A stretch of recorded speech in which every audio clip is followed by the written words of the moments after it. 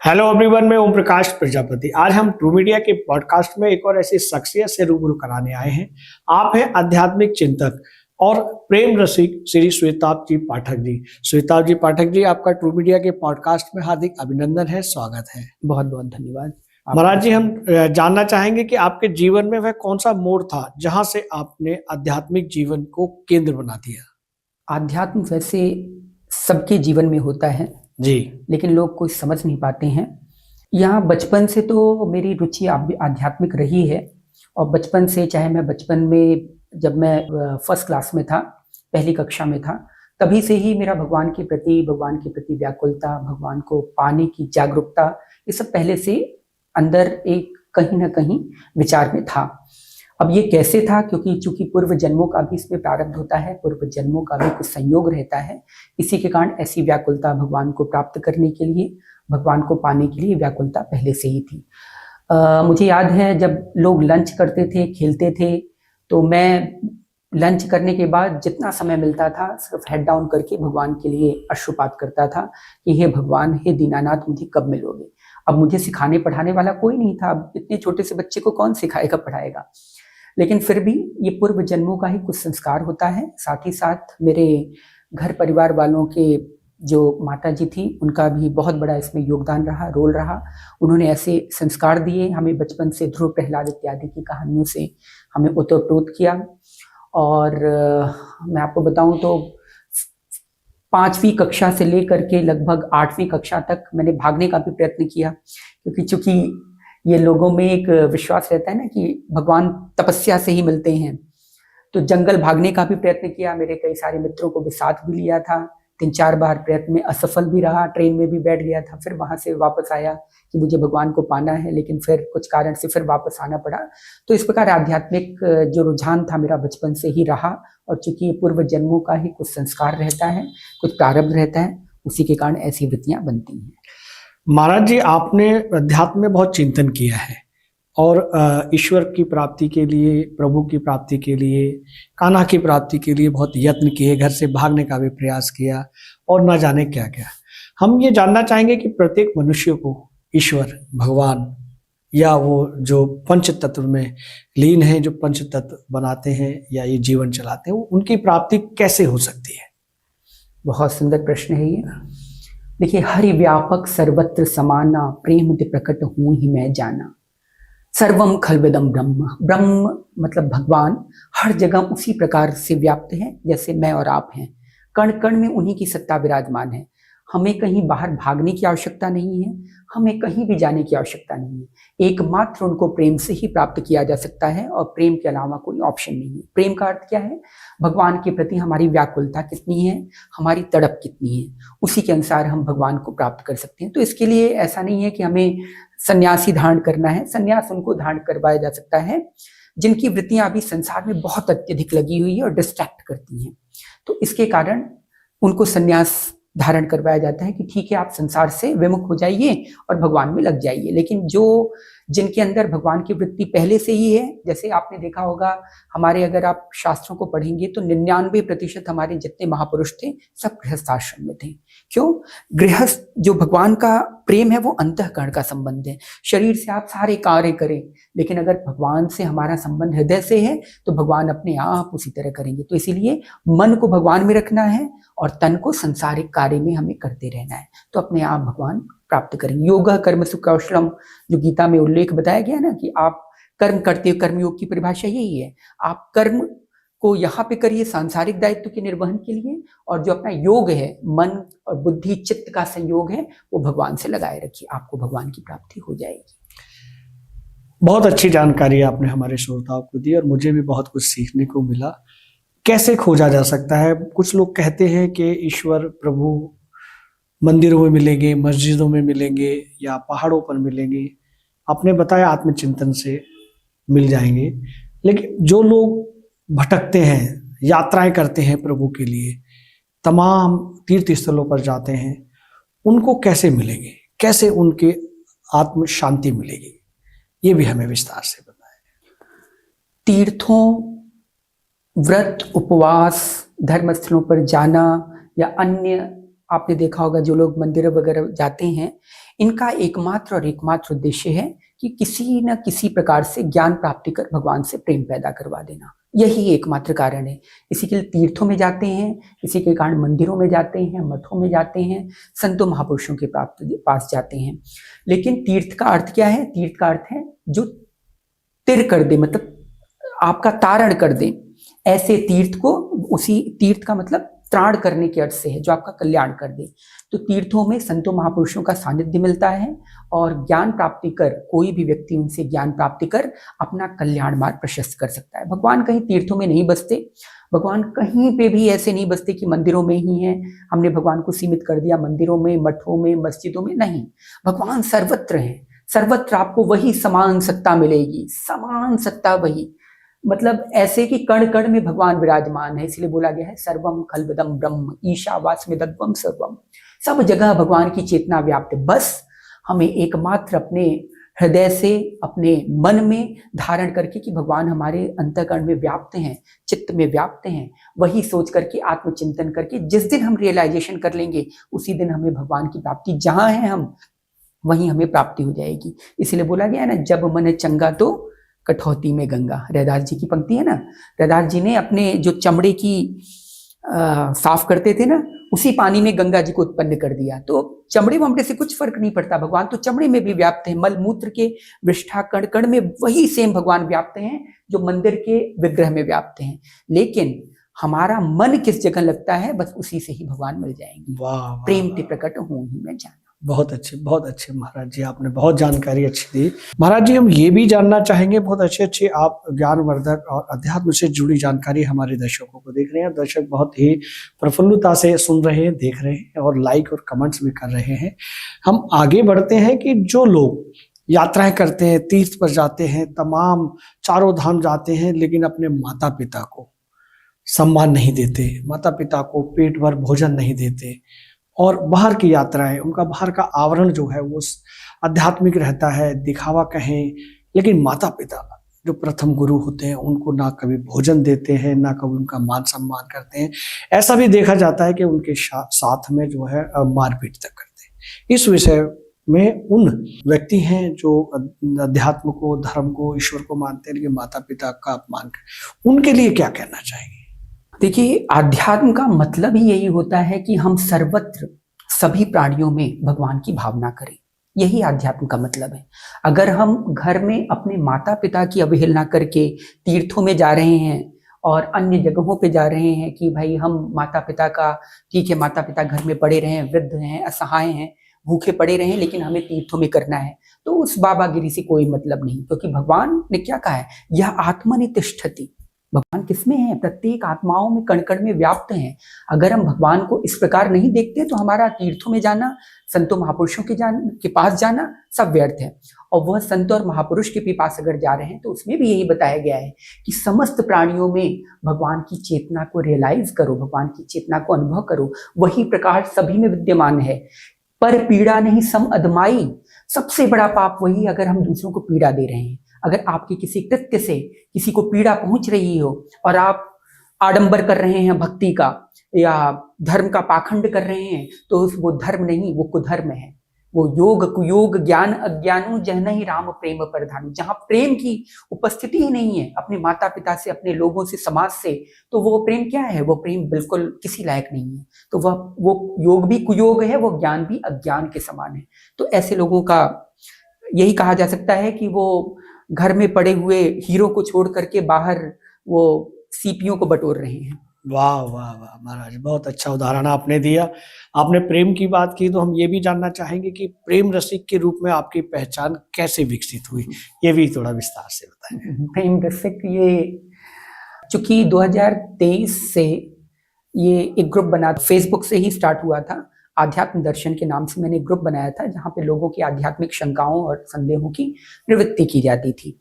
वहीं पे धीरे धीरे लोग जुड़ते गए, जुड़ते जुड़ते इसके बाद फिर हमने कहा कि थियोरेटिकल ज्ञान तो बहुत ज्यादा हो गया है, अब प्रैक्टिकल साधना की बारी है।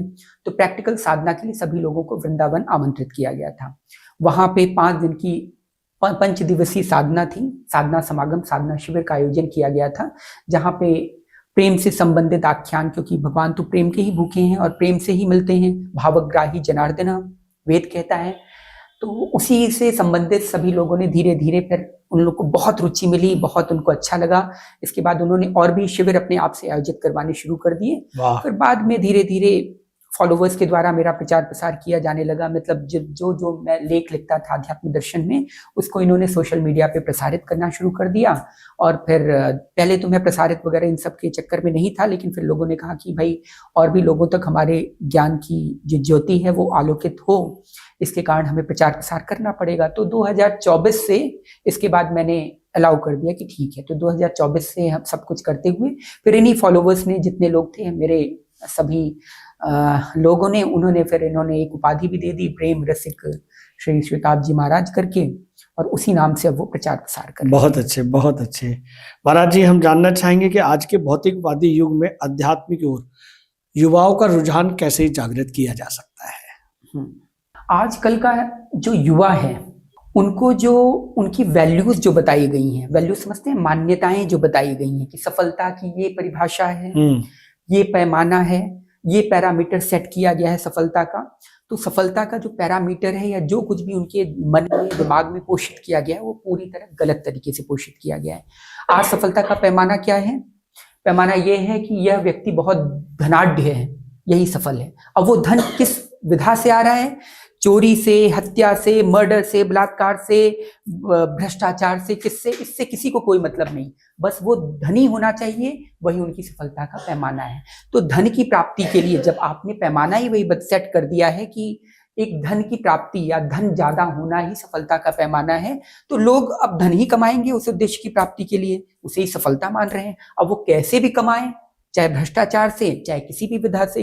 तो इससे युवाओं में क्या होता है, जब धन कमाने की इच्छा जागृत होती है तो महत्वाकांक्षा बढ़ती चली जाती है।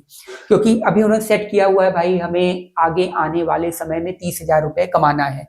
जब तक वो 30,000 सेट क्रॉस पहुंचते हैं, अपने से ऊपर देखते हैं, बोलते हैं अरे वो तो 60,000 कमा रहा है। फिर उनमें फिर वही क्या होता है, अवसाद, टेंशन, घृणा, चिंता, और इसके कारण वो भ्रष्टाचार में, अपराधों में प्रवृत्त होते हैं। जब अपराधों में प्रवृत्त होते हैं तो उनको विभिन्न मोड ऑफ सर्कुलेशन चाहिए मनी का, कि कहाँ से धन आए। उसके कारण वो चिंता, अवसाद, डिप्रेशन, और दिन भर अपने दिमाग को इन्हीं सब चीजों में लगाए घूमते हैं। तो अगर हमने उनको शरीर का संबंध बता दिया कि भाई शरीर का संबंध संसार से है, लेकिन जो आपका काम, क्रोध, लोभ, मोह, चिंता, घृणा, अवसाद, डिप्रेशन इत्यादि जो कुछ भी है वह मन से संबंधित है। और मन किसका विषय है? वो आध्यात्म का विषय है। जब हम युवाओं को आध्यात्म की तरफ जोड़ेंगे तो उनका भौतिक और प्लस आत्मिक दोनों उन्नति साथ साथ होगी। क्यों? क्योंकि जो आत्मिक उन्नति है, जो आत्मिक भाव है, जो डिसीजन मेकिंग प्रोसीजर है कि हमें कहाँ, कैसे, किस स्थिति में, हानि या लाभ में कौन सा डिसीजन लेना है, निर्णय करने की क्षमता, तब वो भौतिकता को ऊपर बढ़ाता है। लेकिन अभी हमने क्या किया है, अध्यात्म को खत्म कर दिया है और भौतिकता को सबसे ऊपर। जब जब भौतिकता ऊपर जाएगा तब तब अंदर की अशांति बढ़ेगी ही बढ़ेगी, और ज्यों ज्यों भौतिकता नीचे जाएगी अंदर की शांति बढ़ेगी ही बढ़ेगी। तो युवाओं को आध्यात्म और भौतिकवाद दोनों से जब तक हम सामंजस्य बनाकर चलने की हिदायत नहीं देंगे, तब तक युवा इसी तरह अपने अवसाद, डिप्रेशन और इन्हीं चिंता और अपराधों में प्रवृत्त रहेगा। बहुत अच्छी जानकारी महाराज जी। हम ये भी जानना चाहेंगे, वर्तमान में युवाओं का एक बहुत बड़ा वर्ग जो एकल जिंदगी जी रहा है, या ये कहें कि पैसे कमाने की मशीन बना हुआ है, जिसकी वजह से तमाम आपने बताई कि ये जिज्ञासाएं लोगों में बढ़ रही हैं, और उस एकलपन से या ज्यादा पैसा कमाने की जो होड़ लगी हुई है, जिस रफ्तार से आगे युवा वर्ग बढ़ रहा है, उनके भीतर एक एकल परिवार में जीने की और पति पत्नी के संबंधों में विच्छेद होने की, परिवार से संबंध विच्छेद होने की परंपरा बढ़ती जा रही है। उनको कैसे रोका जाए, उसको कैसे थामा जाए? ये जो युवाओं के अंदर इस तरह का अवसाद, डिप्रेशन इत्यादि जो एकाकीपन आया है ना, वो इसलिए आया है उनकी महत्वाकांक्षा, जो महत्वाकांक्षाएं की चीजें हैं उनकी निरंतर बढ़ रही है। और ये बढ़ाने वाला कौन है? ये सोशल मीडिया। अभी आपको अगर आज के 50 वर्ष पूर्व किसी पड़ोसी का जाना था या पड़ोसी के आपके रिश्तेदारों का पता करना था कि वो क्या कर रहे हैं, तो आपको महीनों लग जाते थे कि भाई उन्होंने गाड़ी खरीदी है या वो ऐसे कर रहे हैं। आज आप एक क्लिक से सोशल मीडिया पे जाइए, इंस्टा फेसबुक देखिए, आपको तुरंत पता लग जाएगा कि वो आदमी गाड़ी में घूम रहा है, वो होटल में ये कर रहा है, वो इस तरह उसका स्टेटस है। उसको देख करके युवाओं के अंदर डिप्रेशन। अब वो डिप्रेशन के कारण क्या करते हैं, उनको लगता है कि ये परिवार बाधा बन रही है हमारे महत्वाकांक्षाओं की पूर्ति में, तो धीरे धीरे वो परिवार से अलग हो जाते हैं। अपने माँ बाप की बात न मानना, अपनी पत्नी की अवहेलना करना, अरे उसकी तो सुंदर पत्नी है, मेरी पत्नी कैसी है, देखो वो तो ऐसे कपड़े पहनती, तुम तो ऐसे नहीं पहनती। ये जो कंपैरिजन है, आपस का जो कंपैरिजन है, अपने से ऊपर देखने की जो हिदायत है, मतलब जो दृष्टिकोण है, वही हमें युवाओं को नीचे नीचे चलता चला जा रहा है और वो एकाकीपन का रीजन बन रहा है। माँ बाप की बात न मानना, माँ बाप को अलग कर देना, ये किस लिए होता है? सिर्फ इसलिए कि माँ बाप हमारी जो महत्वाकांक्षा है, चाहे हम कैसे भी पैसे कमाएं, उसमें बाधा बन रहे हैं, या माँ बाप को भी संभालना हमें पड़ेगा। जैसे भाई अब 50,000 व्यक्ति एक कमा रहा है, अब पत्नी पे भी खर्च कर रहा है, माँ पे भी, बाप पे भी, तो अब क्या सोचता है कि माँ बाप को अलग ही कर दो ताकि बस मेरा फोकस बस अपने परिवार तक ही सीमित रह जाए। तो ये जो महत्वाकांक्षा की धारणा है, ये युवाओं को धीरे धीरे पतन के मार्ग पर लेके आ रहा है। और कंपैरिजन, एक रूजवेल्ट का एक कथन है कि comparison is the thief of the Joy. किसी से कंपैरिजन करना, समझ रहे हैं, कंपेयर करना किसी से, वो आपके जो जॉय है, जो हैप्पीनेस है ना, उसका हरण कर लेता है। वाह, बिल्कुल। इसलिए युवाओं को यही चाहिए कि अपनी महत्वाकांक्षाओं को कम करें और अंदर अंदर झांकें, मन के अंदर। संतोषम ही परमम धनम। संतोष को जिस दिन प्राप्त कर लिया, उसी दिन युवाओं के अंदर सबके प्रति जो है एक सामंजस्य की भावना आ जाएगी। वो परिवार को भी साथ लेकर चलेगा, पति पत्नी में आपस में सामंजस्य भी बनेगा, प्रेम भी बनेगा, समाज के भी प्रति उसका उत्तरदायित्व उसको समझ में आ जाएगा। बहुत बहुत अच्छे महाराज जी, बहुत अच्छा आपने ये विकल्प बताया कि सोशल मीडिया ही है जो युवाओं को और अन्य साथियों को पतन की ओर लेकर जा रहा है। हम आगे बढ़ते हैं। क्या आपका आध्यात्मिक मार्गदर्शन किसी गुरु या ग्रंथ से विशेष रूप से प्रेरित रहा? बिल्कुल प्रेरित रहा। जैसा कि मैंने आपको बताया कि पूर्व जन्मों की प्रारब्ध के कारण भगवान के प्रति रुचि मेरी पहले से ही थी जी, और उस रुचि के कारण किसी योग्य गुरु की मुझे तलाश थी। हालांकि मैं बचपन से ही बहुत सारे गुरुओं के संपर्क में रहा, लेकिन मुझे वो अंदर से जो एक संतोष होता है ना, कि इनके प्रति मुझे जो है थोड़ी श्रद्धा उत्पन्न होती है। श्रद्धा सबके प्रति था, लेकिन एक जो अटैचमेंट, जो एक धागा जिसे बोलते हैं, बिल्कुल अटैचमेंट की, वो मुझे किसी से महसूस नहीं हुआ। तो 8th में धीरे धीरे मैं बस यही रोता था कि मुझे वृंदावन जाना है, भगवान कृष्ण के प्रति जाना है, बस वृंदावन से मेरा एक अटैचमेंट था। तो 8वीं क्लास में, जब वो 9वीं क्लास में आया, तो मैं 98 की बात है, 98 में मैं वृंदावन गया और वृंदावन में मुझे अकस्मात वहाँ पे मुझे मेरे परम गुरु पंचम मूल जगत गुरु श्री कृपालु महाप्रभु, श्री कृपालु जी महाराज आपको जानते ही होंगे, उनसे मेरी मुलाकात हुई। और उसी के बाद बस उनका दर्शन क्या हुआ कि मैं अवाक खड़ा रहा वहां पे।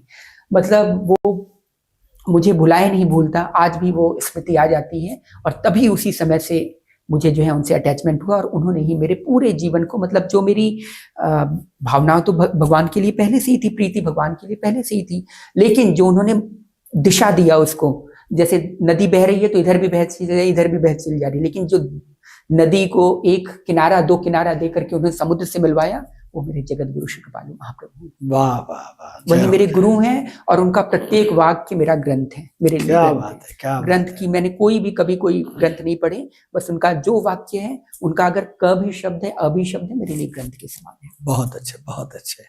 हम ये भी जानना चाहेंगे कि आप वैदिक ज्ञान को विज्ञान की कसौटी पर कैसे परिभाषित करेंगे?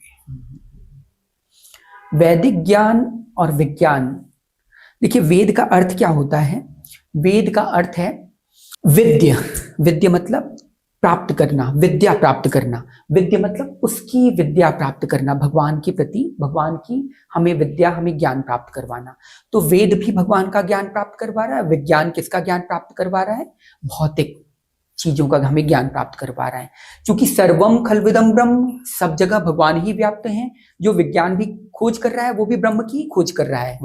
धीरे धीरे क्वांटम मैकेनिक्स, जो अभी न्यूली थ्योरी आ रही है, वो धीरे धीरे कहाँ चला जा रहा है? वो धीरे धीरे भगवान की ओर ही तक चला जा रहा है। अभी हार्वर्ड के साइंटिस्ट ने निकाला है ना कि ये पूरा ब्रह्मांड जो कुछ भी बना हुआ है ये किसी एक अलौकिक सत्ता का ही है, क्योंकि जितनी मैथमेटिकल इसमें डिनोमिनेशंस हैं, मतलब जितने इसमें जो उसकी इतनी कॉम्प्लेक्सिटी है, उसको कोई ना कोई इसको रचने वाला ही है जो परम तत्व है। तो विज्ञान और आध्यात्म दोनों ही समान है।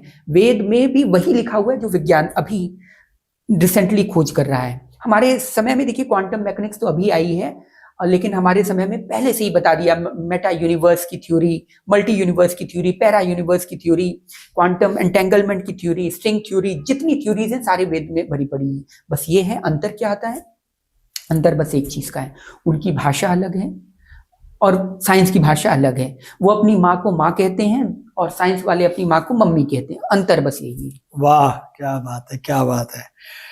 हम ये भी जानना चाहेंगे महाराज जी की ध्यान, साधना और मंत्र से क्या ईश्वर को प्राप्त किया जा सकता है? ध्यान, साधना, मंत्र, ये तीनों अलग अलग चीजें हैं। आप ऐसे कह सकते हैं, ध्यान एकाग्रचित्त करना किसी अपने लक्ष्य पर, अपने ध्येय पर अपने चित्त को एकाग्रचित्त कर देना, उसे ध्यान कहते हैं। और मंत्र कहलाता है, मंत्र वह शब्द है, वह थ्योरेटिकल नॉलेज है जो आपको यह बताता है कि क्या करना है। और जो साधना है, जो आपने साधना बोला है, जी, ध्यान जी, साधना बोला है, जो साधना है वह इन जो मंत्र है उस प्रक्रिया को करने की मोड ऑफ टेक्निक है, तो उसे साधना कहते हैं। जैसे हमारा मंत्र है ओम नमः शिवाय, ये मंत्र है। अब मंत्र ये थ्योरेटिकल ज्ञान है कि आपको क्या करना है, भगवान शंकर को नमन करना है। ओम नमः शिवाय, मैं भगवान शंकर को नमन करता हूँ। नमन किसका करना है, बुद्धि, इंद्रिय, चित्त, सभी अपने चीजों को नमन करना है, भगवान के शरणागत करना है। अब जो ये करने का प्रोसीजर है ये साधना है, और किसको करना है, शिवाय को। हमारा क्या हुआ लक्ष्य, ध्यान, वाह वाह वाह, भगवान शिव हुए।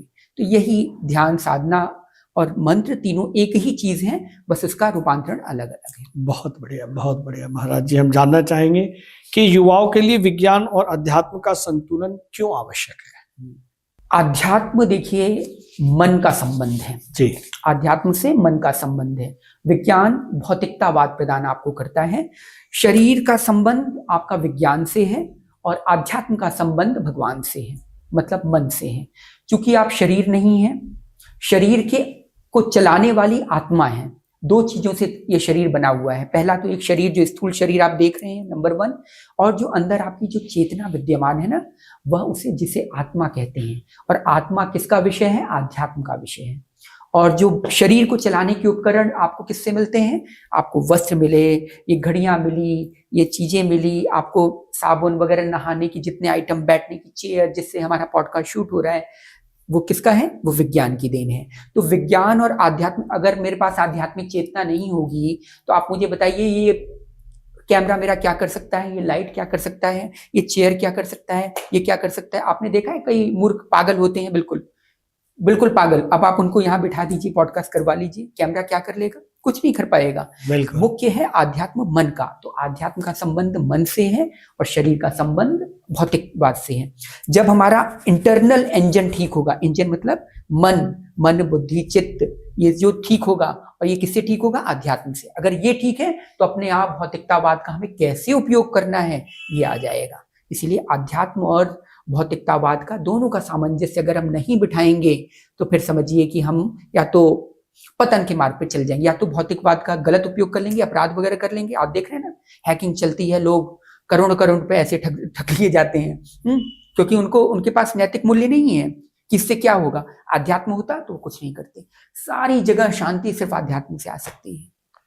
तो इसलिए अध्यात्म बहुत आवश्यक। बहुत अच्छी जानकारी। हम महाराज जी ये भी जानना चाहेंगे, क्या आध्यात्मिक साधना से मानसिक रोगों से मुक्ति पाने का मार्ग प्राप्त हो सकता है? बिल्कुल प्राप्त हो सकता है जी। स्टैनफोर्ड यूनिवर्सिटी के एक प्रोफेसर हैं, उन्होंने स्वीडिश प्रोफेसर, स्टैनफोर्ड यूनिवर्सिटी के, उन्होंने जानते हैं क्या कहा, उन्होंने कहा है कि सबसे बड़े प्रोफेसर हैं वो साइकोलॉजी के, उन्होंने कहा है जो फार्मास्यूटिकल इंडस्ट्री है, इसके पास समस्त रोगों की दवाई है, सभी रोगों की दवाई है, बस एक चीज की दवाई नहीं है। वो जानते हैं किस चीज की, वो मन की। मन को ठीक करने की दवाई नहीं है। और वो मन किससे ठीक होगा, वो आध्यात्म से ठीक होगा। और आध्यात्म ही मन को ठीक कर सकता है, और जब मन ठीक होगा तभी हम सारे कार्य भौतिकवाद से लेकर के सब कुछ कार्य, देखिए आध्यात्म अगर नहीं ठीक है, मन नहीं ठीक है, लोग करोड़ों की प्रॉपर्टी में बैठ करके आत्महत्या कर लेते हैं ना, उसमें भी बेचारे दुखी हैं, करोड़ों की जो गद्दा है उस पर बैठ करके जो है दुखी हैं, रो रहे हैं बेचारे। क्यों? क्योंकि अंदर उनका इंजन ठीक नहीं है। तो अगर हम भौतिकवाद और आध्यात्म दोनों को ठीक कर लेंगे तो फिर हमारा काम निकल जाएगा। और आध्यात्म सिर्फ केवल मन के लिए बना है, मन बुद्धि चित्त के लिए। आध्यात्म भौतिकवाद के लिए नहीं बना है। भौतिकवाद को कैसे प्रयोग करना है ये आध्यात्म सिखाता है आपको। बहुत अच्छे महाराज जी। आपके सत्रों में आए हुए युवाओं में आपने क्या सकारात्मक परिवर्तन देखा है, वो भी हमारे दर्शकों को बताएं। चूंकि हमारा साधना शिविर नियमित आयोजित होता रहता है और वो विभिन्न प्रदेशों में, भारत देश के विभिन्न प्रांतों में हमारा साधना शिविर 5 दिवसीय, 3 दिवसीय, 1 दिवसीय, 2 दिवसीय या 10 दिवसीय जैसे भी हो वो आयोजित होता रहता है। तो अभी तक जितने हमारे साथ जुड़े लोग हैं वो 300 से ऊपर जो नियमित हमारे पास आते रहते हैं। तो ऐसे लोग आते हैं और वो जुड़े हैं और उनको बहुत परिवर्तन आया है। क्या आया है? जीवन में उनके ऐसा परिवर्तन आया है कि उनकी आध्यात्मिक चेतना का विकास हुआ है। नंबर 1 आत्मिक विकास। नंबर 2 जो वो डिप्रेशन, मेरे पास ऐसे लोग थे जो आत्महत्या करने की राह पर थे। मतलब आप ऐसे समझिए कि अगर मैं एक दिन पहले न मिला होता तो आत्महत्या कर लेते, ऐसे लोग भी थे। लेकिन धीरे धीरे जब उन्होंने मेरे लेखों को पढ़ना शुरू किया, मेरे पास आए, जब उनको ध्यान, साधना, योग इत्यादि सब मैंने सिखाया, भक्ति मार्ग में कैसे चला जाता है ये सब सिखाया, तो आज उनका जीवन प्रफुल्लित और बिल्कुल पल्लवित होकर के अपने दोनों आध्यात्म में भी और भौतिकवाद में भी दोनों में सामंजस्य बना करके चल रहे हैं। चाहे घर परिवार से हो, चाहे अपने जॉब वर्क प्लेस पे हो, चाहे अपने आंतरिक रूप से हो, वो तीनों में जो है सामंजस्य बना करके चल रहे हैं और सब प्रसन्न है, सब मुदित मन है। बहुत अच्छे। इसीलिए बार बार वो लोग एक महीने क्या मुझसे कहते हैं कि हर 15 दिन पे आप साधना, अब हर 15 दिन तो साधना शिविर नहीं अटेंड किया जा सकता ना, क्योंकि सबके पास समय का भी अभाव है। कई लोग जॉब भी कर रहे हैं, सब कुछ कर रहे हैं, तो इसके कारण भी बहुत सारी चीजें आ जाती है। तो मेरे जितने लोग हैं सब लोग इससे बहुत ही लाभान्वित हैं और आगे भी लाभान्वित होते रहेंगे। वाह वाह, बहुत अच्छे, साधुवाद आपको प्रणाम। हम आगे बढ़ते हैं कि आज आप सनातन धर्म को एक वैज्ञानिक जीवन दर्शन क्यों मानते हैं?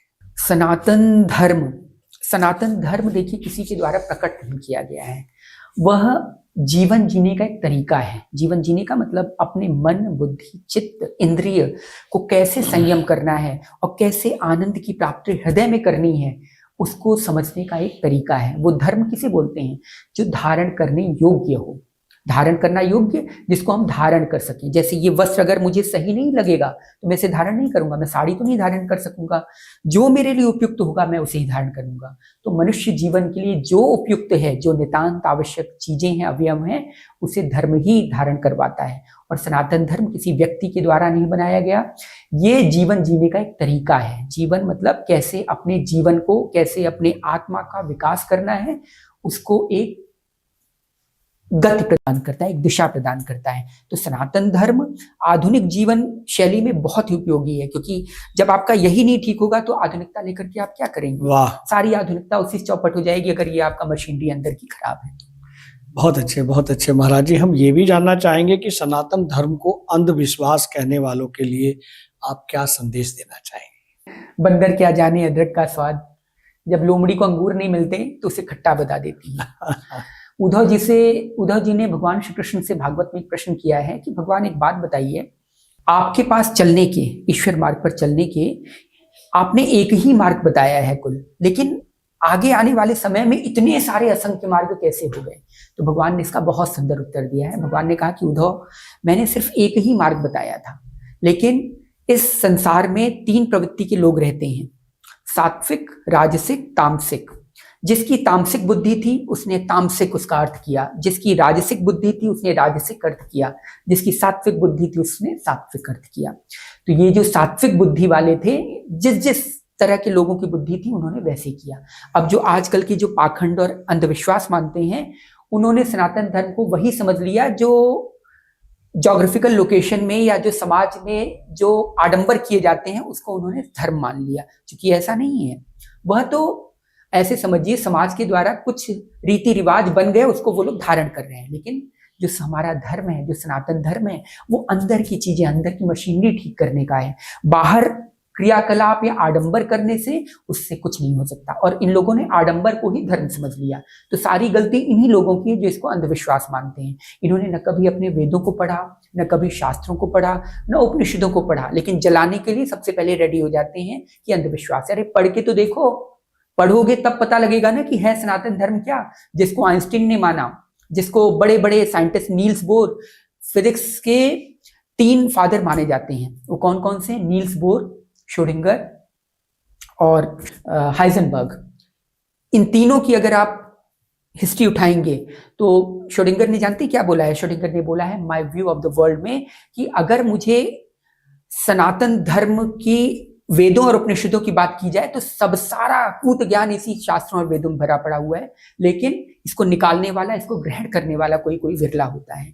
यही बात आइंस्टीन ने कही कि गीता की जैसी फिलॉसफी कहीं पे भी नहीं हो सकती। यही बात हाइजेनबर्ग ने कहा। हाइजेनबर्ग ने क्या कहा? उसने कहा कि जो उपनिषदों में जो ज्ञान है, जो ब्रह्म सूत्र में ज्ञान है, जो वेदांत दर्शन है, उस जैसा वेदांत दर्शन अगर इस साइंस में फॉलो किया जाए तो साइंस बहुत सारा चमत्कार कर सकती है। तो अब आप सोचिए, जब ऐसे ऐसे बड़े बड़े जो फिजिक्स के फादर्स कहे जाते हैं, 3 फादर्स आर देयर, जब उन लोगों ने इसको स्वीकार किया तो इन छोटे मोटे जीवों की क्या बिसात, जो अपनी बुद्धि को वही समझते हैं कि नमक की डली किसी चींटी के मुंह में हो और वो पूरे शक्कर के पहाड़ पर घूम आए तो बोले कि अरे पहाड़ तो नमकीन था, मैं तो नहीं मानती वो शक्कर का पहाड़ था। तो वही हाल इन लोगों का है। तो इन लोगों की बुद्धि पे बस हम दया कर सकते हैं और कुछ नहीं किया जा सकता। बहुत अच्छे महाराज जी। हम ये भी आपसे जानना चाहेंगे कि हमारी गीता को विदेशों के वैज्ञानिकों ने बहुत ही वर्चस्व में, बड़े ही विस्तृत रूप से व्याख्यान किया है और उसे धारण भी किया है। मैं देखता हूँ, कभी मैं वृंदावन जाता हूँ, मथुरा जाता हूँ, तो वहाँ विदेशों के आए हुए लोग के चेहरे या विदेशों के व्यक्ति अलग ही दिख जाते हैं, लेकिन वो श्री कृष्ण की भक्ति में लीन रहते हैं। बावजूद उसके वो हमारे भारत की एक अमूल्य पुस्तक नहीं कहेंगे कि धर्म ग्रंथ है, गीता है, तो उसे हमारे भारतीय ही क्यों नहीं ग्रहण करते, या हमारी भारत सरकार उसे शिक्षा प्रणाली में क्यों नहीं जोड़ती? ये तो देखिए, शिक्षा प्रणाली में नहीं जोड़ती, ये तो हम ही लोगों की जो है, आप कह सकते हैं कमजोरी है, वीकनेस है। हमने कभी अपने शास्त्रों को, अपने धर्म ग्रंथों को इतना ज्यादा वरीयता ही नहीं दी। आप ये बताइए, आप मुस्लिम धर्म में जाएंगे, हाँ, उनको शुरुआत से ही, बचपन से ही उनको कुरान शरीफ की आयतें पता है, कुरान शरीफ का पूरा उनको सब कुछ पता है। क्रिश्चियन इंग्लिश पढ़ करके पूरे बाइबल को उनको सब कुछ पता है। लेकिन एक हमारा हिंदू धर्म ऐसा है जो अपने ही ग्रंथों को नकारात्मक बोलता है कि ये बेकार है, मनुस्मृति जलाओ। और मनुस्मृति है क्या, पहले समझो तो मनुस्मृति में लिखा क्या है। अपनी बुद्धि से सब उसे वो कर रहे हैं। अब जैसे वेदों को, उपनिषदों को कभी किसी ने पढ़ा ही नहीं है, कोई नहीं पढ़ता। सब कथावाचकों का ज्ञान सुन करके कि ऐसा जो वो पाखंड बताते हैं, जो वो अंधविश्वास बताते हैं, उसे ही वो लोग धर्म समझ लेते हैं। उसे समझते हैं यही पुराणों में लिखा हुआ है, यही धर्म ग्रंथों में लिखा हुआ है। इसके कारण उनकी जो है गाड़ी डिरेल हो जाती है। अब जब डिरेल हो जाती है तो वो उसे अंधविश्वास मानते हैं। जब इतने बड़े बड़े साइंटिस्टों ने, अभी एक साइकोलॉजी के बहुत बड़े प्रोफेसर हुए हैं, वेस्टर्न जो फिलोसफर है, जो फिलोसफी है वेस्टर्न की, बहुत बड़े साइंटिस्ट हुए हैं, हेनरी डेविड करके। उन्होंने क्या लिखा है जानते हैं गीता के विषय में? उन्होंने गीता के विषय में लिखा है कि मैं अपने प्रत्येक दिन, जीवन के प्रत्येक दिन को गीता की फिलॉसफी पे मापता हूं। अगर गीता की फिलॉसफी से वो मेरा जीवन सफल हुआ तो मैं मानता हूं आज का जीवन सफल गया। किसने कहा है ये? हेनरी डेविड ने। आप पढ़ लीजिएगा जाकर के। अगर आप नहीं पढ़ना चाहते हैं, आप सोचते हैं कि गीता ऐसी लिखी गई है, अरे गीता ये कुरुक्षेत्र और उसकी संवाद नहीं है, उसके अंदर जीवन जीने का सलीका है कि कैसे जीवन जिया जाएगा, मन को कैसे कंट्रोल किया जाएगा। और मन जब तक कंट्रोल नहीं होगा तब तक ये सारे संसाधन व्यर्थ हैं। तो मन को, चित्त को, बुद्धि को सही सही मार्ग पर लाने का जो कारण है वो गीता सिखाती है, कैसे हमें आगे बढ़ना है, कैसे क्या करना है। तो गीता तो हमारे जीवन के लिए, मैं तो कहता हूं प्रत्येक, ये गीता कोई ऐसा थोड़ी कि सनातन धर्म की ही पुस्तक है, वो आप समस्त जितने जीव हैं इस विश्व के, जितने जो है मनुष्य हैं, सब पे अगर आप लागू करेंगे तो गीता समान लागू होगा। ऐसा थोड़ी कि अगर वेदों ने बोला कि भाई सूर्य आग का गोला है तो सूर्य आग का गोला वेदों के लिए ही है, नहीं ना। सूर्य आग का गोला सबके लिए है, चाहे वो अफ्रीका में रह रहा हो, चाहे कहीं पे भी रह रहा हो, चाहे जमीन में रह रहा हो, कहीं पे भी रह रहा हो। तो ऐसे ही हमारे वेद शास्त्र और गीता है, लेकिन हमने उन्हें तवज्जो ही नहीं दिया, इसी के कारण हम पीछे हैं। वाह वाह, बहुत अच्छे बहुत अच्छे। ये हम महसूस करते हैं और ये चिंतन का विषय है कि हमारे अध्यात्म को शिक्षा, बेसिक शिक्षा के साथ नहीं जोड़ा जा रहा है। हम सरकार से निवेदन करेंगे इस ओर भी ध्यान दिया जाए, ताकि हमारे जो उपनिषद है, गीता है, तमाम जो हमारे अध्यात्म से जुड़े हुए जो ग्रंथ हैं वो भी तमाम प्रत्येक नागरिक को पढ़ने को मिले और वो उससे ज्ञान को उपयोग कर सके, क्योंकि उसका उपयोग, उसका प्रयोग जब बाहर के लोग, अन्य देशों के लोग कर रहे हैं और उसका लाभ उठा रहे हैं, तो हम क्यों नहीं कर सकते? ये भी चिंतन का विषय है। महाराज जी, हम आगे चलते हैं। क्या शिक्षा के साथ साथ अध्यात्म को जोड़ना संभव है? ये प्रश्न रिपीट है, लेकिन ये जरूर हम चाहेंगे कि इसके भी आप विस्तृत जानकारी दें। शिक्षा का अर्थ क्या होता है? शिक्षा का अर्थ होता है, शिक्ष धातु से बना हुआ है। शिक्ष का अर्थ होता है सीखना। आप सिख धर्म जानते हैं ना? सिख धर्म वही है शिक्षा से संबंधित। और शिक्षा क्या है? शिक्षा वही है जो एकमात्र आपको इसका ज्ञान करवा दे, क्योंकि जब इसका ज्ञान होगा तभी आप बाहरी चीजों का ज्ञान कर पाएंगे। आपकी बुद्धि ठीक नहीं है तो आप कैसे ज्ञान कर पाएंगे? आप अब कुत्ते को लेके आइए, कुत्ते को बोलिए कि भाई ये क्या हो रहा है, तो कुत्ता नहीं बता पाएगा, क्योंकि उसकी इतनी बुद्धि नहीं है, उसको ये सेंस ही नहीं है। तो शिक्षा किसको कहते हैं? शिक्षा, आजकल की शिक्षा जानते हैं कैसे हो गई है? धन कमाने का एक जरिया, बस उसे ही लोग शिक्षा मानते हैं। पहले के समय में आपको याद होगा, आप भी जब आप पढ़ रहे होंगे, हमारे समय में एक मोरल साइंस, नैतिक शिक्षा चलती जी जी जी। आज के समय में गवर्नमेंट ने उसे हटा दिया है। अब बताइए, जब लोगों में नैतिक मूल्यों का अभाव हो जाएगा, नैतिक शिक्षा का अभाव हो जाएगा, तो आप बताइए कैसे लोग अपराध की ओर नहीं प्रवृत्त होंगे? संस्कार विहीन हो जाएंगे। और संस्कार विहीनता का मतलब आप अपराध की ओर प्रवृत्त हो रहे हैं। तो शिक्षा का मतलब वही है जो भगवान से और इस आध्यात्म से सामंजस्य स्थापित करे। लेकिन आज की शिक्षा सिर्फ धन प्रधान हो गई, धन पशु बनाने की शिक्षा हो गई है। इसीलिए मुझे अकबर इलाहाबादी की पंक्ति याद आती है, हम ऐसी कुल किताबें काबिले जब्ती समझते हैं, हम ऐसी कुल किताबें काबिले जब्ती समझते हैं कि जिनको पढ़ के लड़के बाप को, बाप मतलब भगवान को, खबती समझते हैं। आजकल के युवा नहीं है, पढ़ 2-4 अक्षर पढ़ लेंगे तो बोलेंगे हम भगवान को नहीं मानते, नास्तिक हैं जी, हम बिल्कुल वैसे हैं, साइंस को मानते हैं। साइंस ही तो भगवान है। वाह, साइंस में ही तो भगवान का, जब तक आप, साइंस भगवान की चीजें तो बता रहा है, भगवान के नियम की जो जानकारी है साइंस ही दे रहा है आपको। अगर साइंस ना होती तो भगवान के नियमों की जानकारी कैसे होती? और भगवान ना होते तो नियम कहाँ होते? और नियम ना होता सृष्टि नहीं होती। तो इतना तो समझना चाहिए। अब ये ऐसे ही बच्चे हैं, छोटे छोटे नन्हे मुन्ने, कहूंगा इन्हें अशिक्षित या ज्ञानी, जो नहीं समझ पाते, क्योंकि उन्होंने अभी कभी वेदों शास्त्रों को पढ़ा नहीं है, अपने इधर की शिक्षा ली नहीं है, तो कैसे उनको ज्ञान हो पाएगा कि साइंस और आध्यात्मिक कितना बड़ा रोल है, या दोनों का सामंजस्य कैसे स्थापित किया जाए। महाराज जी, जहाँ साइंस की, विज्ञान की बात कर रहे हैं और अध्यात्म की बात कर रहे हैं, हम ये भी जानना चाहेंगे कि विज्ञान की उम्र क्या है और अध्यात्म की उम्र क्या है, ताकि इससे स्पष्ट हो सके कि जो युवा हैं उनको इसका प्रतीक महसूस, क्योंकि वो आज आए हैं, 20 साल पहले आए तो उन्होंने विज्ञान को देखा है, लेकिन अध्यात्म की, यहाँ ये प्रश्न है कि अध्यात्म की उम्र क्या है और विज्ञान की उम्र क्या है। इससे भी प्रतीत होगा कि दोनों का समावेश क्या है।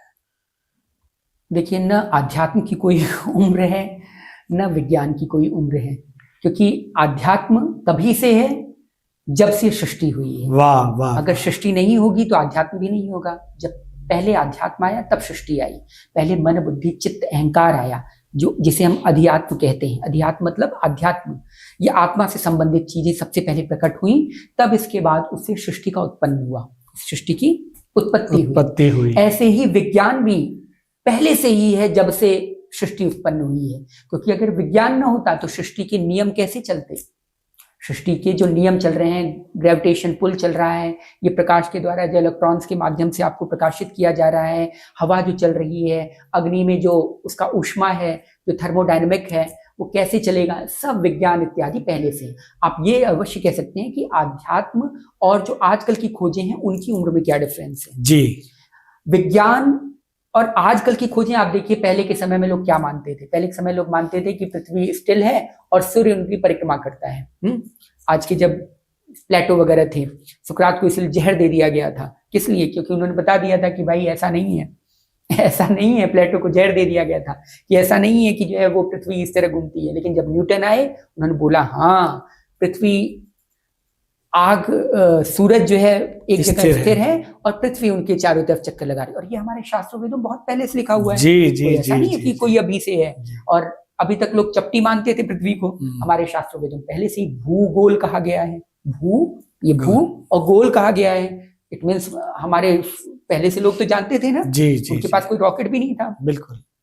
तो आध्यात्म बहुत पहले से, विज्ञान भी बहुत पहले से, लेकिन जो अब खोज हो रही है वो धीरे धीरे धीरे धीरे खोज होती जाएगी और बढ़ती चली जाएगी। इसके अंदर हम घुसते चले जाएंगे और नवीन नवीन जानकारियां निकलती जाएंगी और एक दिन सबको एक ही पॉइंट पे आना पड़ेगा, वो होगा अध्यात्म या भगवान। वाह, बस वही। बहुत बहुत अच्छे, बहुत अच्छे। महाराज जी, हम आगे बढ़ते हैं कि श्वेत प्रेम रस संस्था की स्थापना के पीछे आपकी मूल प्रेरणा क्या रही? श्वेत प्रेम रस संस्था, ये स्थापना तो मैंने तो नहीं किया है, सब लोगों ने मिल करके किया है। मेरे जितने लोग हैं सब लोगों ने मिल करके, क्योंकि ज्ञान का प्रचार प्रसार, भक्ति का प्रचार प्रसार होना अत्यंत आवश्यक था। हम लोग जब जाते थे साधना शिविरों के लिए तो स्थान हमारे पास रहता नहीं था।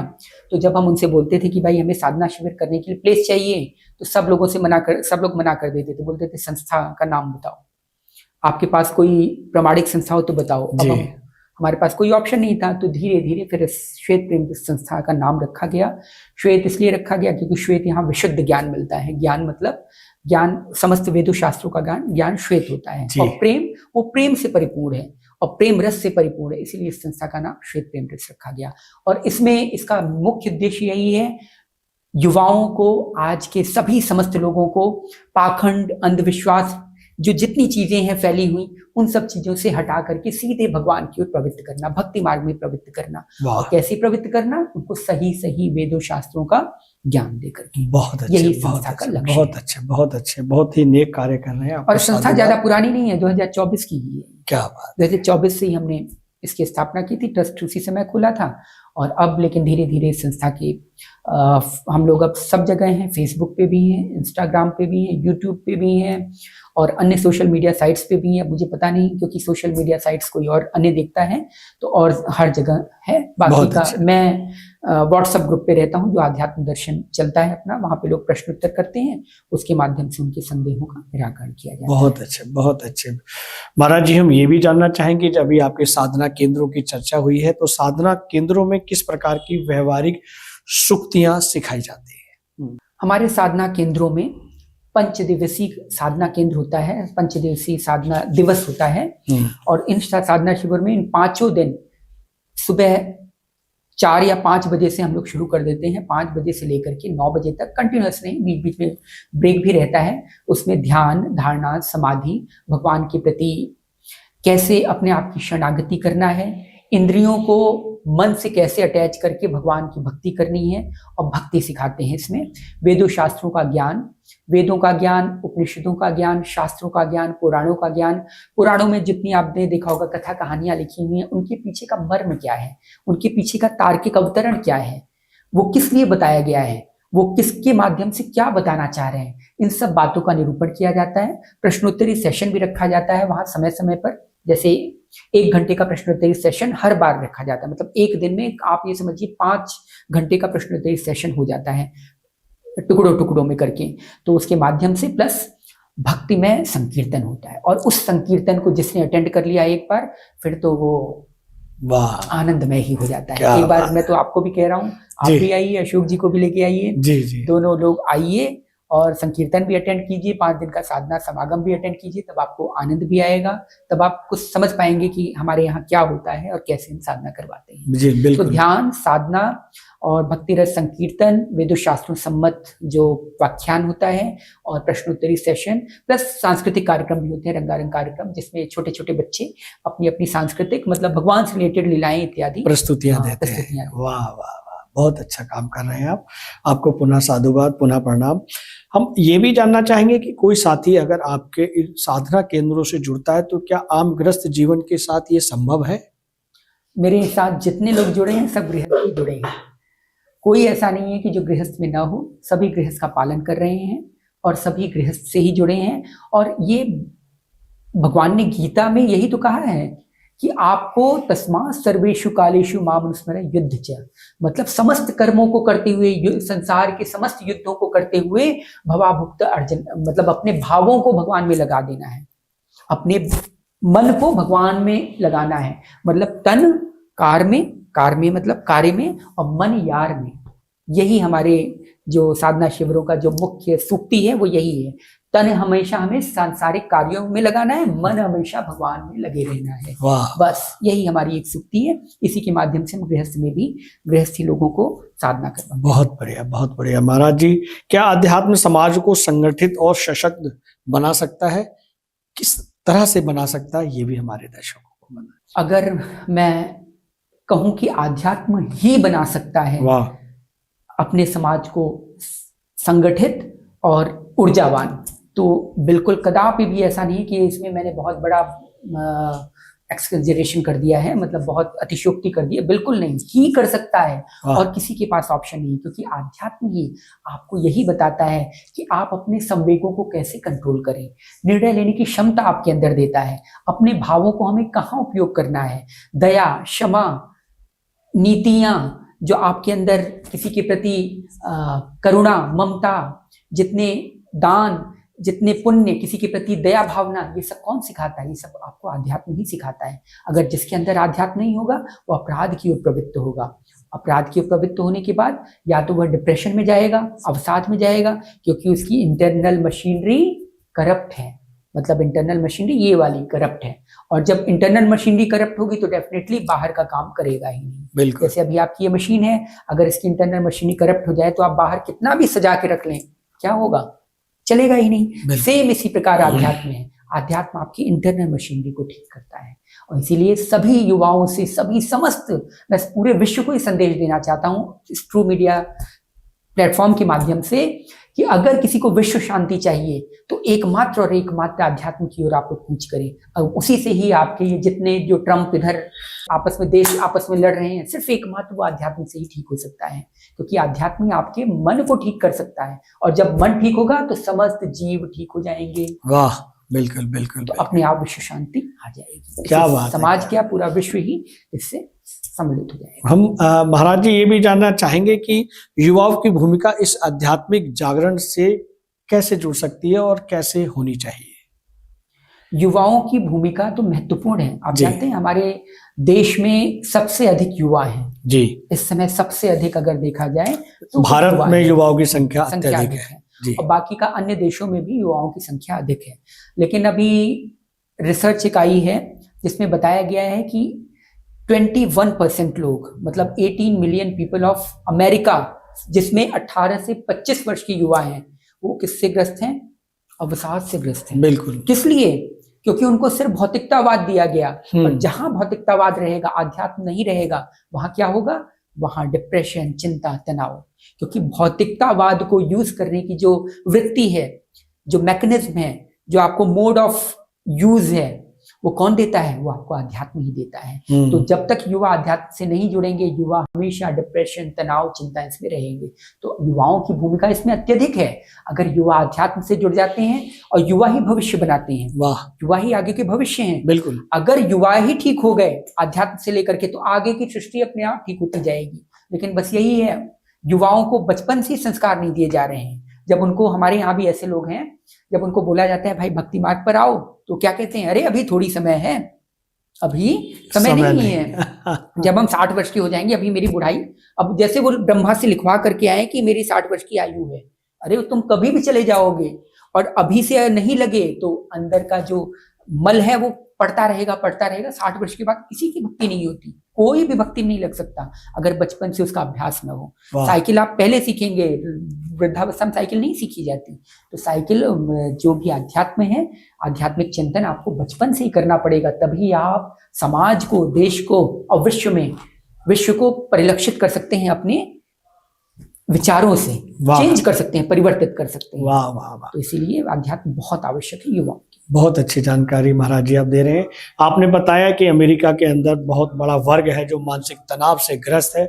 हम यहाँ ये जानना चाहेंगे कि भारत की वैश्विक पहचान में सनातन चेतना की कुछ भूमिका बन सकती है? बिल्कुल। भारत तो जगत गुरु कहा गया है। हम्म। आध्यात्म में अगर देखा जाए समस्त विश्व में आज से नहीं, पुरातन काल से भारत विश्व गुरु रहा है। क्यों रहा है? इसके कारण नहीं कि यहाँ पे बहुत सारी भौतिकतावाद था, नहीं, इसके पास एक चीज थी, इंटरनल मशीनरी को ठीक करने का उपाय सिर्फ भारत के पास था। भारत के पास ही समस्त वेदों, शास्त्रों, उपनिषदों का सार था। उनके पास संतों महापुरुषों की प्रचुरता थी, बहुलता थी। आज भी देखिए, आज जितने लोग अगर दिमाग से या डिप्रेस्ड होते हैं, एंग्जाइटी होते हैं, अवसाद में जाते हैं, टेंशन में आते हैं, चिड़चिड़ापन आता है, तो कहाँ लौट करके आते हैं? अंत में उनको भारत ही ठिकाना मिलता है। भारत में आते हैं, संतों महापुरुषों के पास आते हैं, और तब वहां से आध्यात्मिक चेतना जागृत कर फिर अपने अपने देशों में जाकर के वो ठीक ठाक रहते हैं। तो भारत ही एकमात्र ऐसा देश है जहां पर आध्यात्मिक चेतना का प्रचार हो सकता है। और ये हमारे पास अकूत संपत्ति है। संपत्ति किसकी? ये वाली नहीं, वेदों, शास्त्रों, पुराणों, उपनिषदों, नाना प्रकार के धर्म ग्रंथ, हमारे संत, विद्वान इत्यादि ऐसे लोग हैं कि जो आपके मन पे ही फोकस करने का कार्य करते हैं। हमारे वेदों शास्त्रों में भौतिकतावाद को नहीं बढ़ाया गया है, इसको बढ़ाया गया है। जब ये बढ़ेगा, अपने आप भौतिकतावाद बढ़ेगा। बढ़िया, लेकिन नहीं, हम लोग उसी को ही भूल करके हम लोग पाश्चात्य संस्कृति की ओर जा रहे हैं। तो सभी लोगों को चाहिए, भारत के समग्र वासियों का एक कर्तव्य है कि विश्व गुरु की जो हमारी जो पोस्ट है, जो पदवी है, उसको बरकरार रखने के लिए सभी लोगों को आध्यात्म का आलंबन लेना ही लेना पड़ेगा। तभी ये भारत विश्व गुरु के पद पर पुनः आसीन हो सकता है। महाराज जी, हम यहाँ जानना चाहेंगे कि आपके अनुसार जीवन का सबसे बड़ा सत्य क्या है? जीवन क्या है? अगर एक शब्द में कहूं, जीवन का सबसे बड़ा सत्य है क्षणभंगुरता। सभी चीजों की क्षणभंगुरता, चाहे लाभ हो, चाहे हानि हो, चाहे यश हो, चाहे अपयश हो, चाहे डिप्रेशन हो, चाहे सुख हो, चाहे दुख हो, सभी चीज की क्षणभंगुरता, यह जीवन है। और जीवन यही, जिस दिन लोगों के दिमाग में ये फिट हो जाएगा कि सब कुछ क्षणभंगुर है, वो ये भगवान की तरफ लगेंगे। और जो आत्महत्या के लिए बाध्य हो रहे हैं छोटे से डिप्रेशन के कारण, कि ये क्षणभंगुर है, ये समय गुजर जाएगा, कुछ ही समय की बात है, वो फिर से आत्महत्या से हट करके अपना कार्य करने लगेंगे। तो समस्त अगर विश्व शांति भी चाहिए, सब कुछ चाहिए, बस एक दिमाग में यही बात रखनी है कि सब कुछ क्षणभंगुर है, सब कुछ। क्या बात है, क्या बात है। महाराज जी, हम ये जानना चाहेंगे कि आपके शिविरों में देश के कोने कोने से अनुयायी आते हैं, आप उनसे बातचीत करते हैं, तो ऐसा कौन सा विषय है जो आपके मन को, आपके दिल को टच करता है कि ये नहीं होना चाहिए? हमारे दर्शकों को उस विषय में विस्तृत से बताएं। जितने लोग मेरे शिविरों में आते हैं, अब तो वो ठीक हो गए हैं, लेकिन जब शुरुआत में आते हैं जी, तो उनके अंदर बस एक चीज की कमी रहती है, वो है संतोष की। कंपैरिजन, दूसरों से कंपैरिजन, उसके पास ज्यादा है, हमारे पास कम है, या मेरे पास ये चीजों की अभाव है। ये जो कंपैरिजन है और संतोष का अभाव है, यही सबसे ज्यादा इस पूरे विश्व को परेशान कर रखा है। इसमें दूसरों से कंपैरिजन, बार बार कंपैरिजन। अभी मैंने बताया ना रूजवेल्ट पॉटर का, कि comparison is the thief of the Joy. जो आपकी हैप्पीनेस है उसको चुरा लेता है कौन? कंपैरिजन। तो वही संतोष का अभाव है। जब हमारे शिविरों में लोग आते हैं, तब मैं उनको एक ही चीज बताता हूं कि कंपैरिजन छोड़ दो, जो चीज है तुम्हारे पास उसी में ही सम रहो, और भाग्य के अनुसार तुम्हें सब कुछ मिलेगा। ऐसा नहीं है कि तुम्हें नहीं मिलेगा, बस तुम अपना कर्म करते चलो। जब कर्म करते चलोगे, अपने आप भाग्य भी साथ देगा। लेकिन किसी चीज के लिए हाय हाय हाय हाय मत मचाओ। अपने दिमाग को भविष्य की चिंता के लिए वर्तमान अपना मत खराब करो। वर्तमान में जियो और अपना कर्म पूरी तरह से करो। कर्मण्यवाधिकारस्य, भगवान ने बोला है ना, अपना कर्म करो, फल की चिंता मत करो, क्योंकि फल प्रदान करने के लिए वो बैठा हुआ है। एनर्जी के neither be created nor be destroyed. आपने जो कार्य कर लिया है, जो कर्म कर लिया है, उसका फल आपको अवश्य ही मिलेगा, उसको कोई नहीं रोक सकता। इसलिए तुलसीदास जी ने एक पंक्ति लिखी है, काहू न को सुख दुख कर दाता, निज कृत कर्म भोग सब भ्राता। कोई किसी के कर्म का उत्तरदायी नहीं है। सब कुछ किस लिए है? सब अपने अपने कर्मों के उत्तरदायी, उसी से सबको सुख और दुख मिलता है। अपने कर्मों को ठीक कर लो, अपने कर्म जो तुम कर रहे हो उसको ठीक कर लो, बस तुम अपना चिंतन सही कर लो, ये समस्त विश्व ठीक हो जाएगा। पहले तो तुम ठीक होगे, नंबर 1, इसके बाद विश्व भी आपको वैसे ही दिखने लगेगा। जो आप अपनी फ्रस्ट्रेशन दूसरों पे निकालते हैं, वो अपने आप संयत होकर के आप भी ठीक हो जाएंगे, वो भी ठीक हो जाएंगे। तो सभी लोगों को संतोष पे विशेष ध्यान रखना है, और साथ ही साथ आध्यात्म की ओर जोड़ना है। आध्यात्मिकता का अभाव ही सबके परेशानी का कारण है। क्यों? आध्यात्म नहीं रहेगा क्या होगा? तुलसीदास जी की फिर एक पंक्ति याद आ गई, कुमत कीन सब विश्व दुखारी। तुलसीदास जी लिखा है पूरा विश्व किसके कारण दुखी हो रहा है? गलत मत के कारण। और ये गलत मति कैसे ठीक होगी? आध्यात्म के कारण ठीक होगी। और जब तक आध्यात्म जीवन में नहीं है तब तक हम कहीं पे भी सुख और चैन और शांति नहीं प्राप्त कर सकते। इसलिए अपने शिविरों में आने वाले लोगों को सिर्फ यही चीज मैं सिखाता हूँ, आध्यात्म धारण कर लो, अपने आप संतोष, दया, क्षमा, सहिष्णुता और जितनी चीजें हैं, प्रेम, सौहार्द, सारी भावना अपने आप अंदर व्याप्त हो जाएगी और समाज के साथ साथ आपका परिवार और स्वयं भी आप ठीक हो जाएंगे।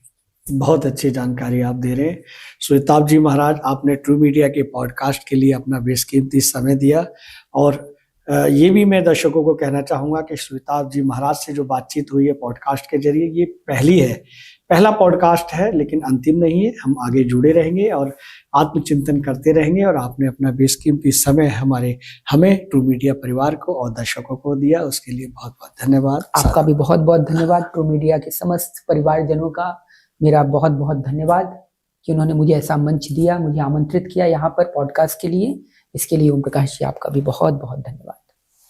अगर आप ये वीडियो YouTube पर देख रहे हैं तो हमारे चैनल को सब्सक्राइब करें और बेल आइकन को दबाना ना भूलें। अगर आप Facebook पर ये वीडियो देख रहे हैं तो हमारे पेज को लाइक करें।